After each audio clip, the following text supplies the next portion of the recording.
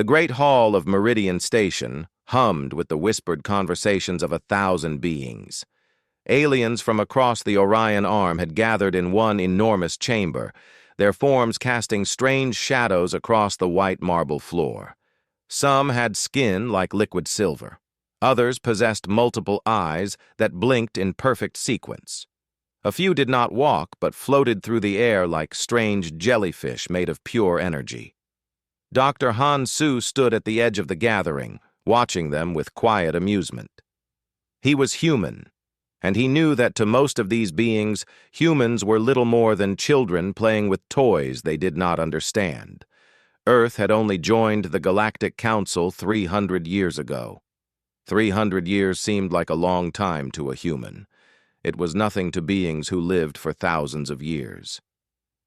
The council was meeting to discuss something that had puzzled them for 3,000 years. The Kethran language. The Kethran people had existed once, long before any of the current spacefaring civilizations had walked their worlds. They had built impossible cities. They had created technologies that seemed like magic. And then, 50,000 years ago, they had vanished. No one knew why. No one knew where they had gone. All that remained were ancient ruins scattered across dead worlds, filled with strange texts and symbols that no one could read. Hansu adjusted his formal suit. It was uncomfortable. The suit was made from smart fabric that could adjust to any temperature or atmosphere, which meant it felt like wearing liquid. He preferred his old work clothes, but the Galactic Council had rules.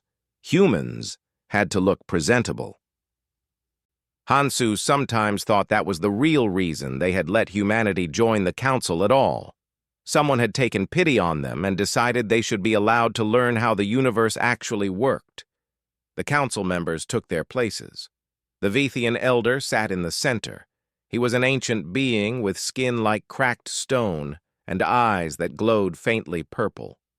Next to him sat the young Zaktharian representative, a woman whose body seemed to shift between states of matter every few seconds. A Felian scholar occupied another seat, his 3 arms folded neatly in front of him as he adjusted his translation device. Finally, the lead researcher stepped forward. She was a Kethran expert named Soraven, and she had devoted 700 years to studying the dead civilization. She carried a crystal that held centuries of research, all organized and prepared. The Kethran language, Soraven began, remains impossible to decipher. Her voice was soft, but the translator devices in the hall amplified it so everyone could hear. We have discovered that it is not like any language we know. It does not work the way normal communication works. The grammar seems to exist in multiple dimensions at once. The meaning of a single word changes depending on the context of nearby words, the position of the speaker, and even the time of day when it is spoken. The council members listened quietly. Han Su listened too. He had read Soraven's papers. They were brilliant, but they were also extremely boring. 800 pages about linguistic theory and mathematical models. Nothing that seemed to understand that language was alive. Language was something people spoke. It was not just symbols and rules. Therefore, Soraven continued, we must conclude that the Kethran language is untranslatable. It belongs to a dead civilization. It will remain forever locked away, a mystery we can observe but never understand. The council members nodded solemnly. The Vethian elder raised his hand to signal that the discussion had reached its conclusion. There would be no more research into the Kethran language. It was a waste of resources. Better to study things that could actually be understood. Han Su stood up. The entire hall went quiet. Every eye, every compound eye, every photoreceptor in the chamber turned to look at him. The young human had done something unexpected. Humans were supposed to sit quietly and listen. They were not supposed to stand up and interrupt the council. I object, Hansu said simply. The Vethian elder's expression did not change. You object to what exactly? I object to the conclusion, Hansu said. He walked forward slowly, his footsteps echoing in the vast chamber. I object to the idea that the Kethran language is dead. I object to the belief that it cannot be understood. Soraven looked angry. With respect, Dr. Hansu, you are a specialist in human languages. You have no expertise in this matter.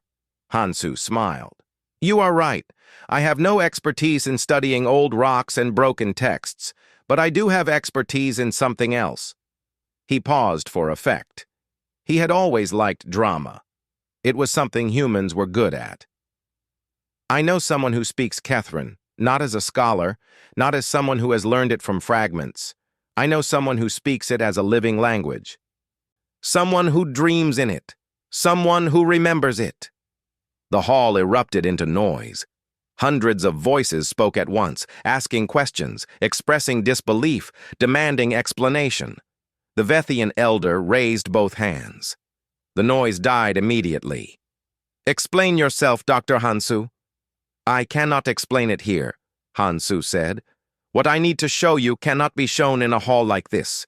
You will need to come with me to my research station. You will need to meet someone who should not exist according to everything you believe about history. And then, if you are brave enough, you can listen to her speak a language that has been silent for 50,000 years. The Vethian elder leaned back in his seat. You are making an extraordinary claim, Dr. Hansu. You understand what that means? I do, Hansu said. I am claiming that someone who should be dead is alive. I am claiming that a language you believe is extinct is still spoken. I am claiming that everything you thought you knew about the Kethran civilization might be wrong. The elder considered this. If you are lying, Dr. Hansu, you will face the council's judgment. You will be found wanting. You will be sent back to your young world, and humanity will be marked as a species that wastes the council's time. Hansu nodded. He was not afraid. He had been afraid once, when he first discovered Minji. He had been afraid when he realized what she was. But now, standing before the greatest minds in the galaxy, he felt only certainty. The council had been wrong. The scholars had been wrong. The language was not dead. It was sleeping. And he was about to wake it up. I am not lying, Hansu said quietly. I invite you to my ship. Come and see for yourselves. Come and listen to a voice that should not be able to speak. Come and hear the Kethran language alive once more. The Vethian elder's purple eyes glowed brighter. For a moment, Hansu thought he saw something like hope in that ancient face. Very well, we will come. We will see what you claim to have found. But understand this, Dr. Hansu. If you are wrong, humanity's place in this council will be questioned. If you are right, the elder paused. If you are right, then everything changes. Hansu bowed. He had already begun walking toward the exit when he heard the voices in the chamber start their questions again. Excited now, curious, fearful, hopeful, the dead language, it seemed, might not be quite as dead as everyone had believed. And one human doctor was about to prove it to the entire galaxy. The research station hung in space like a small pearl suspended in black cloth. It was not impressive to look at.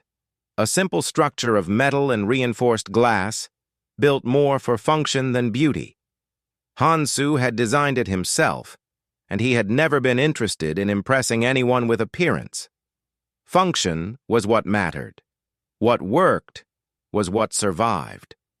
The council members arrived in groups, their ships docking carefully at the station's multiple ports. The Vethian elder came first, with Soraven and 3 other scholars. Then came representatives from the other species. They moved through the corridors of the station like visitors to a museum, their eyes taking in every detail, trying to find clues about what Hansu had found. Hansu led them to a simple room with large windows. Beyond those windows, the ancient ruins of a Kethran city stretched across a dead world. The buildings were still standing after 50,000 years, their surfaces covered in strange symbols and patterns that seemed to catch the light in unusual ways. It was one of the most important archaeological sites in the entire galaxy. Scientists had been studying these ruins for centuries without understanding anything. "Before you meet her," Hansu said, "I need to tell you the story of how I found her. It began, like most discoveries, with something I was not looking for." The council members settled into chairs that had been prepared for them. The Vethian elder sat at the front, his ancient eyes fixed on Hansu. "2 years ago," Hansu continued, "I was conducting genetic surveys in the ruins below. We were trying to understand if any Kethran biological material had survived the passage of time. It was routine work, boring work. I was preparing to leave when my sensors detected an anomaly." Hansu pressed a button, and a holographic image appeared in the air. It showed a genetic code, spinning and unfolding. But this genetic code was strange. Part of it was human. Part of it was something else entirely. "The DNA I found," Hansu said, "was impossible. It contained human genetic markers, but it also contained something that should not have existed.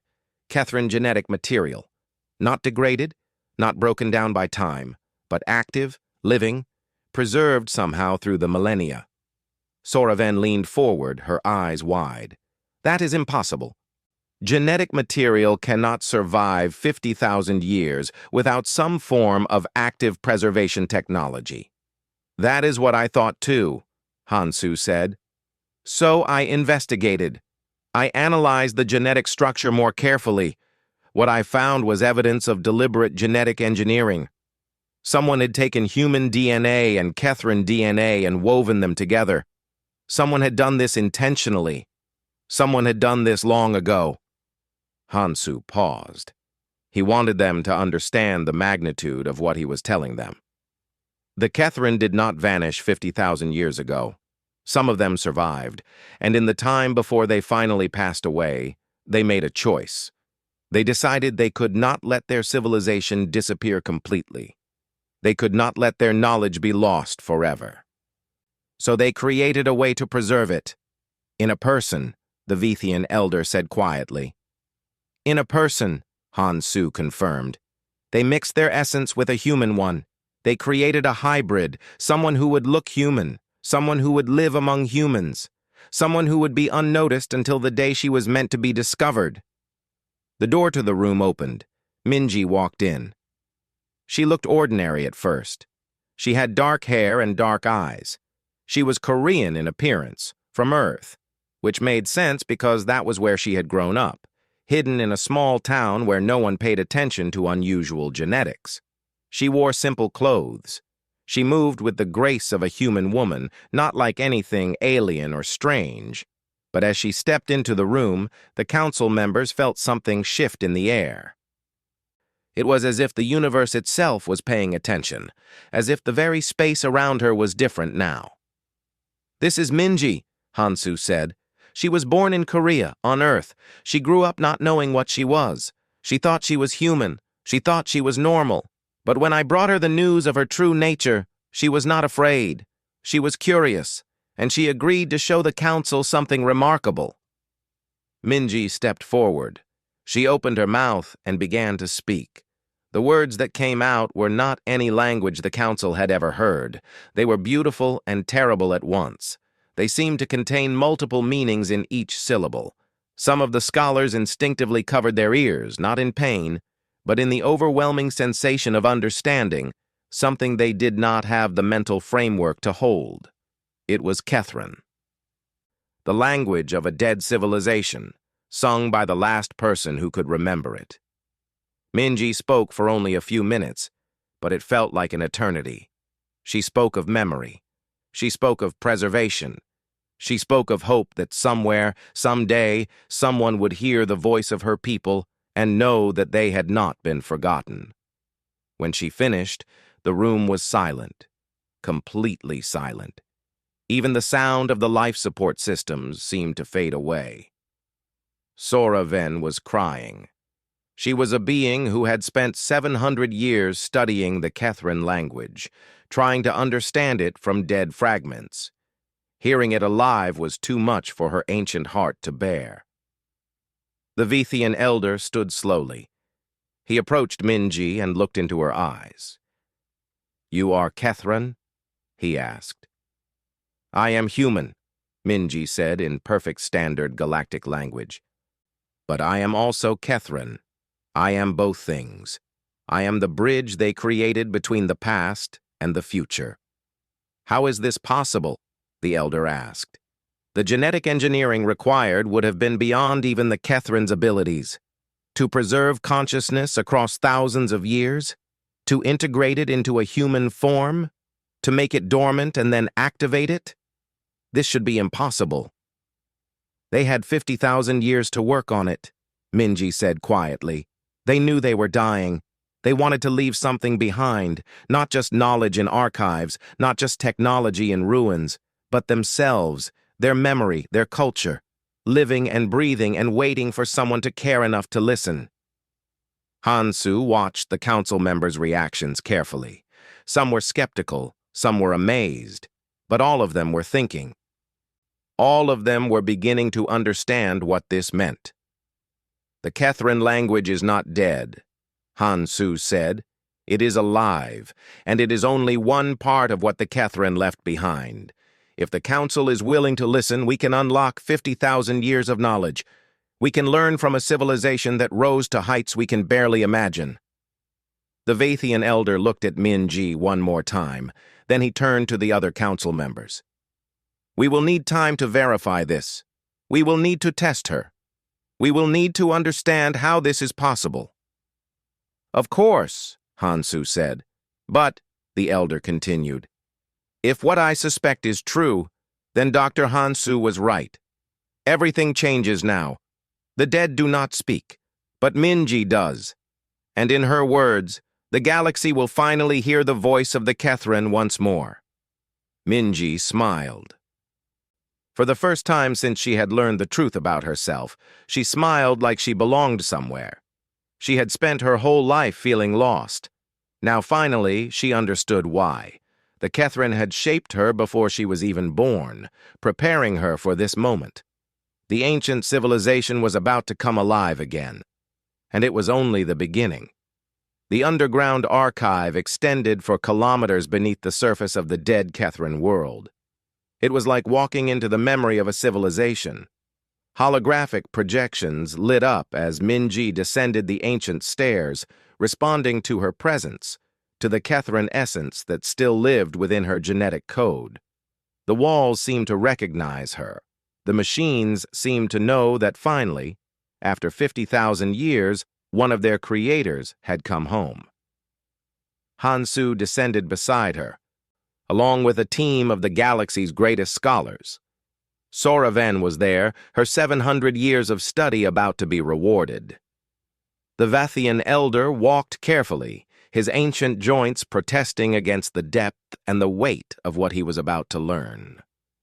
Researchers from 5 different species moved through the chamber, their eyes wide with wonder, their minds struggling to comprehend what they were seeing. "The Kethran did not just preserve Minji," Hansu explained as they walked. "They preserved everything, their science, their philosophy, their art, their understanding of how the universe works. It is all here, in this archive, waiting to be read, waiting to be understood." Minji approached the central chamber. It was a vast space, wider than any building most of them had ever been inside. The walls were covered in text. Not Kethran text. The Kethran had been wise. They had known that 500 centuries would pass. They had known that their language would be forgotten. So they had carved their most important knowledge into the walls in the languages of dozens of species. Some of the text was ancient even by galactic standards. Some of it was more recent, added over thousands of years as the Kethrons slowly died out, leaving instructions for whoever would eventually discover this place. "There is a message here," one of the scholars said, pointing at a section of the wall. It was written in an old form of Vethian, a language that had not been used for 10,000 years. But Vethians had long memories. The elder could read it. He translated aloud. To whoever finds this place, to whoever reads these words, know that we have seen the future. We do not know what it holds, but we know that knowledge is the only thing that can survive the death of civilizations. We leave our knowledge here, not in hope that it will be understood, but in hope that it will matter to someone. Somewhere, someday. Soraven moved deeper into the archive, her translation device working overtime as it encountered languages from across galactic history. Some translations came easily, others took minutes as the device tried to understand the context and the meaning behind the words. This, she breathed, is a complete technical manual for energy generation. They describe a process that would make our current systems look like children playing with fire. Another scholar found something different. Here is a medical text. They have described every disease that currently plagues modern civilization, and they have described the cures. All of them, every cure, waiting in this archive for someone to find it. The discoveries came faster and faster. The archive was not just a library, it was a time capsule. It was a gift from the Kethrin to the future, prepared in the knowledge that they would not be there to receive it. But there was something else. Something that made the scholars stop and think more carefully. There is a pattern, Hansu said, studying the records. Look at the arrangement of the texts. Look at the way the information is organized. It is not random. The Kethrin did not just preserve everything equally. They emphasized certain things. They made certain knowledge easier to find. Certain knowledge they protected, made harder to access. Minji walked to a sealed chamber.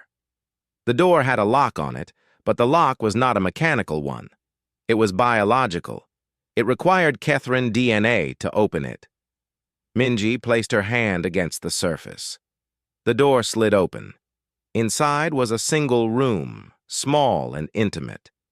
Unlike the vast archive around it, this room felt almost like a home. There were cushions to sit on. There were objects that had no apparent function, but that were clearly meant to bring comfort or beauty. And on the walls were writings that were deeply personal. These were not instructions for other species. These were words from Kethrin to Kethrin. Minji read them silently. Tears ran down her face. "What does it say?"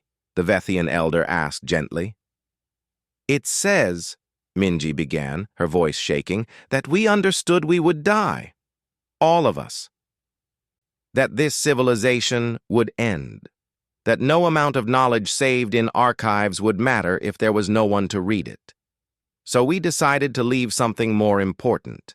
We decided to leave ourselves, not as programs, not as artificial intelligence, but as a living memory embedded in a human form, a living bridge between what we were and what could be." She looked up at the scholars. They knew that humans had something special. Even back then, before humans had space travel, before humans had technology, the Kethrin saw that humans had the ability to care for things, to preserve things, to value knowledge not for its usefulness, but for its importance. So they made me. They made me human enough to survive among humans, but Kethrin enough to carry our truth forward. "There is more," Hansu said, pointing to the wall. "Look at these dates. These writings were not all made at the same time. Some are from thousands of years ago, some are from hundreds of years ago. The Kethrin were updating this room. They were leaving new messages, even as their civilization was dying out." One of the most recent messages was on the wall near the entrance. It was written in an old language, but still relatively recently, only a few thousand years old. The translation read, "If you are reading this, then someone remembers us. Someone cared enough to search for us. Someone found the bridge we left behind. Tell Minji, if that is what she has chosen to be called, that she should not be sad about being the last. She is not the last of the Kethran. She is the first of something new, something that will carry our memory into a future we cannot see. That is not death. That is transformation. That is hope. The scholars stood in silence. They had come expecting to find information, recipes for technology, solutions to problems, and they had found those things. But they had also found something else. They had found the truth about legacy. They had found the truth about what it really meant to preserve a civilization. It was not about data. It was not about machines. It was about caring enough to remember. "We should begin the translation process," Sora Ven said, but her voice was quiet, almost reverent. "We should record everything. We should make sure that what is in this archive reaches every corner of the galaxy." "The Kethrin wanted us to find this place," the Vethian elder said. "They wanted us to know that they had existed, that they had mattered, that they had left something behind." He looked at Minji. "You are no longer alone, child. The Kethrin civilization rises again, not as it was, but as something new. You will carry them forward, and you will never have to carry them alone." The scholars began their work. The archive that had been sealed for 50,000 years was finally opened. The dead language became a voice again. And in that voice, an entire dead world came back to life. The galaxy would never be the same. And it was all because one human doctor had been stubborn enough to believe that something could matter, even if everyone said it was impossible.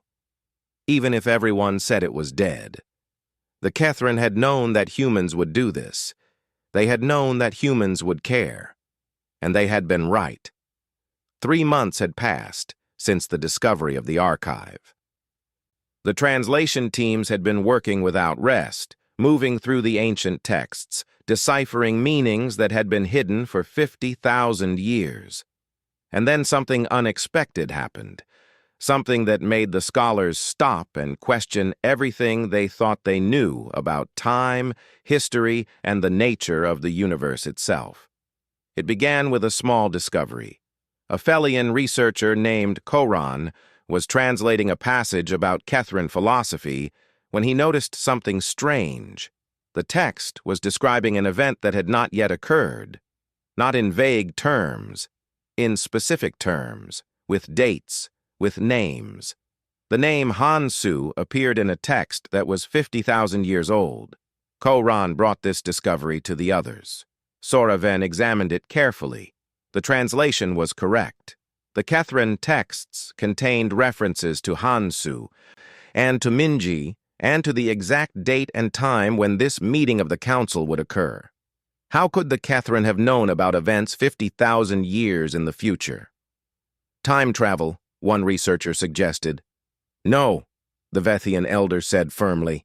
"The Kethrin never achieved time travel. We have studied their technical records. Such a thing was beyond even their capabilities." "Then they were guessing," another scholar said. "The references are vague. We are reading patterns into random text." But Koran shook his head. "The details are specific, too specific to be coincidence. Hansu's name appears exactly 378 times in the archive. Minji's name appears 242 times. The probability of this being random is less than 1 in 1,000 billion. Hansu sat quietly as the debate raged around him. He was used to being the center of attention now. Ever since he had revealed Minji to the council, his life had become very strange. He had been invited to speak at universities. Other researchers wanted to collaborate with him. He had become famous across the galaxy for being the human who had challenged the greatest minds in civilization and been proven right. But this discovery troubled him in a way the fame did not. Minji sat next to him. She had been quiet during the debate, but now she stood up and walked to the center of the chamber. "I can explain," she said. Every eye turned to her. "When I learned the truth about myself," Minji began, "I learned something else. The Kethrin who created me did not do so blindly. They did not create me hoping that someday someone would find me. They created me knowing that someone would find me, or rather they perceived a probability, a possibility, a potential future that was so strong, so clear, so likely that it seemed certain. She paused, choosing her words carefully. The Kethran understood something about the universe that modern science has only recently begun to suspect. Time is not a simple line. It is more like a river with currents. Some events cast strong currents backward. They create echoes. They create impressions in the fabric of reality that can be perceived by beings who know how to look. The Vethian elder leaned forward. You are saying the Kethran perceived the future? Not perceived it, Minji corrected. But they sensed the probability. They sensed the likelihood. They saw that there was a very strong chance that a human named Hansu would find me.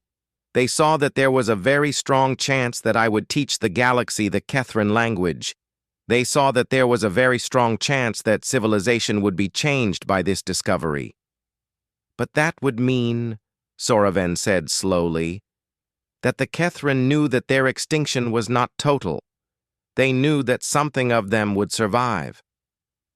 They knew it was possible, Minji said. And they made the choice. They could have simply let their civilization die. But instead, they made an investment in the future. They created me, knowing that someday someone might care enough to listen. A human researcher from Earth named James spoke up.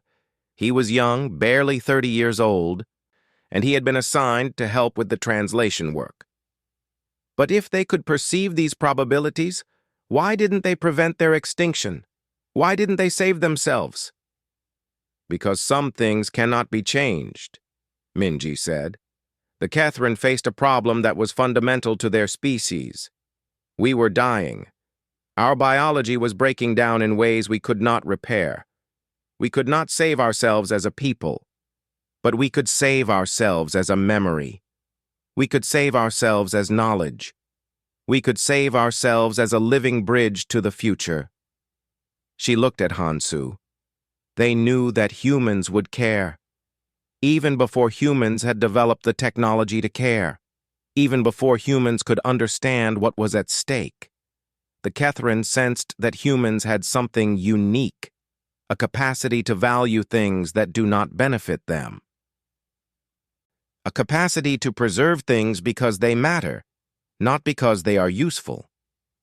So you are saying, the Vathian elder said, that the Kethran deliberately created you because they perceived a probability that you would eventually be found? I am saying that the Kethran made a choice, Minji replied. And then they made that choice matter by investing everything they had into making it come true. They did not know for certain that I would be found, but they worked to make it as likely as possible. They left me with capabilities that would eventually be discovered. They left archives that would answer every question I might have. They left messages in the archive that would help whoever found me understand what I was. Hansu thought about this. He thought about all the coincidences that had led to his discovery of Minji. He thought about his decision to come to the council. He thought about the council's decision to listen to him. Each one could have gone differently. Each one was a choice. And yet somehow, all of those choices had led exactly where the Kethran had sensed they might lead. But they could not guarantee it, Hansu said finally. Even with all their knowledge, even with their ability to sense probability, they could not force the future to happen the way they wanted. No, Minji agreed. And that is why they chose humans, a species that could not be forced, a species that would have to choose of their own will to care about a dead civilization, a species that would have to choose to listen to a voice from the past. And I chose, Hansu said. You did, Minji said, and that choice mattered. That choice made the Kethran probability into reality. The chamber fell silent once more. The scholars were thinking about the implications of what they had just heard. The Kethran had not been able to control the future, but they had understood it well enough to influence it. They had understood probability in a way that modern science was only beginning to discover. The Vethian elder stood up. Then the Kethran have given us more than knowledge. They have given us an example. They have shown us that even when we cannot control our fate, we can influence it. We can plant seeds. We can make choices that echo forward through time. We can trust that somewhere, someday, someone will care enough to make those choices matter. He looked at Hansu and Minji. And they have given us a lesson about what it means to be a civilization. Not might, not technology, not power, but the capacity to care for what matters, the capacity to preserve what is beautiful, the capacity to trust the future. Koran was still studying the texts. There are more references, he called out. References to other discoveries we have not yet made. The Kethrin left messages about events that will happen in the future. They left guidance for challenges we have not yet encountered. How many? The elder asked. Thousands, Koran said. Thousands of references to events across the next 10,000 years. Minji smiled. The Kethrin did not just leave knowledge. They left a map showing where the galaxy should go, what challenges lie ahead, how to overcome them. But will we follow the map? Soraven asked. That is still a choice, Minji said. The Kethrin showed us the probability of success, but they cannot make us choose it. Only we can do that. Hansu stood and walked to the window. Outside, the dead Kethrin world stretched under the light of an ancient sun. But it was not dead anymore. Not really. In the archive below, in the texts they were translating, in the words that Minji carried within her, the Kethrin lived again. They lived through the choices of others. They lived through the decision to remember, and as Hansu looked out at that ancient world, he understood what the Kethrin had really left behind. Not information, not technology, but hope. Hope that someone would care enough to listen. Hope that the future would choose to remember the past.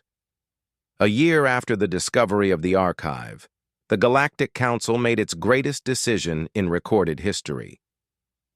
They would establish the Institute of Kethrin Studies. It would be the largest research center ever built. It would be located not on the archive world, but on a neutral station where beings from all across the Orion Arm could come to learn and study. And it would be led jointly by two people, Dr. Hansu, the human who had brought this all to light, and Minji, the last living speaker of the Kethrin language. The construction took 6 months. The institute was built with the help of every major spacefaring species. Vethians provided the structural engineering. Zactharians contributed the energy systems. Felians designed the communication networks. Humans provided what humans were always good at providing: stubbornness and the will to make something meaningful happen, no matter what the obstacles. When the institute finally opened, scholars from 1,000 worlds applied for admission. They came not just as researchers, but as pilgrims. They wanted to touch something important. They wanted to be part of something that mattered. Minji stood at the entrance of the main hall, welcoming each new student personally. Hansu watched her with quiet pride. A year ago, she had been a woman living in hiding, not knowing her true nature. Now she was the most important teacher in the galaxy. She carried the memory of a dead civilization, not as a burden, but as a gift, something to be shared, something to be celebrated. Today, we begin the real work, Hansu said to her as they stood together at the end of the first week. What work is that? Minji asked. Teaching people not just what the Kethrin knew, Hansu said, but how the Kethrin thought.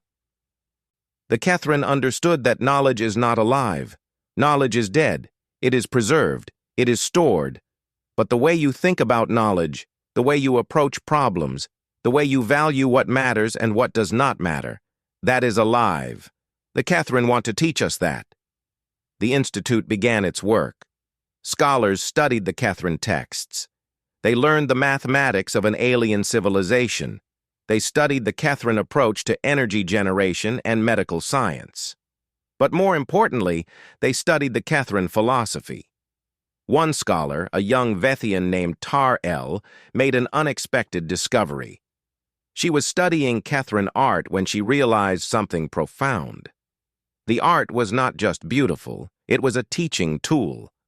The Kethran had encoded their philosophical principles into every painting, every sculpture, every musical composition. The art was the real archive. The technical texts were just the beginning. She brought this discovery to Minji.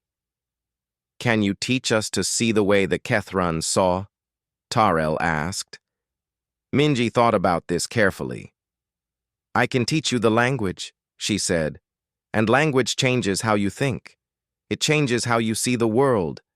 If you learn Kethran, you will begin to see like the Kethran, not perfectly, but enough." That became the heart of the Institute's mission. Not translation of texts, but transformation of thinking. Scholars would come to learn Kethran. The language itself would reshape the way they thought about problems. And when they left the Institute, they would carry that new way of thinking back to their home worlds. It was slow work. Language learning took months, years.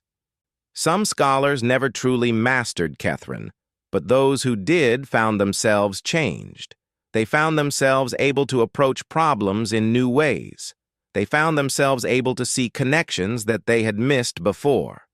Within 2 years, the Institute's graduates began making discoveries. A human biologist named Kai Tai, who had spent a year learning Kethran, made a breakthrough in understanding cellular aging. A Zakhtharian engineer named Vornis, who had learned from the Kethran texts on energy systems, developed a new power source that was 3 times more efficient than anything previously invented. The discoveries multiplied. The Kethran knowledge was not just information that had been preserved. It was alive. It was powerful. It was changing the galaxy in real and measurable ways. But the most important discovery was something that could not be measured in technology or medicine. It was something simpler and more profound. Scholars who had learned Kethran found that they could think about their own civilizations differently. They could see the problems that their own people were struggling with from a new perspective. The Kethran way of thinking, the Kethran philosophy, the Kethran approach to being alive, all of it was filtering back into the galaxy's ancient species. The Vethian elder, now working full-time at the Institute despite his advanced age, made a speech at the end of the 2nd year. "The Kethran," he said, "understood something that we are only now beginning to grasp. Knowledge without wisdom is dangerous. Technology without philosophy is empty. But when you combine knowledge with the right way of thinking, when you combine technology with a deep understanding of what matters, then something remarkable happens. Then civilizations do not just survive, they transform, they grow." He looked at Minji. "The Kethran left us knowledge, but they also left us something more important. They left us a way to think.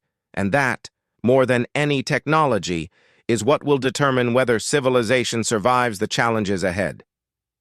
Hansu listened to the elder's speech and smiled. He was standing in the background, as he usually did now. The Institute was Minji's domain more than his own. She was the living connection to the Kethran. He was just the human who had been stubborn enough to believe that she was real. That night, he sat alone in his office. On his desk was the first piece of text that had led him to discover Minji, the genetic analysis that showed the impossible combination of human and Kethran DNA. He looked at it often, remembering the moment when he realized that something impossible was real. A message came through his communication system. It was from James, the young human researcher who had studied the archive. "Dr. Han Su," the message read, "I wanted to thank you for what you have created. I have been learning Kethran for the past year, and my life has changed. I see my own species differently now. I see humanity differently. We are young, but the Kethran have shown me that what matters is not age. What matters is whether we care about things that are bigger than ourselves. I want to return to Earth and teach others what I have learned." Hansu replied simply, "The Kethran would like that. Go and teach. Go and help your people understand what matters. Over the next months, more messages came. Scholars returning to their home worlds. Researchers who had spent time at the Institute, learning to think in the Kethran way. All of them carried the knowledge forward. All of them helped spread the Kethran way of thinking through the galaxy. And in the center of it all, Minji continued to teach. She taught the language. She taught the history of the Kethran civilization. But mostly, she taught people to care about knowledge because it matters, to care about preservation because beauty should survive, to care about each other because that is what makes life alive. The dead language was speaking again, and as it spoke, it was changing everything.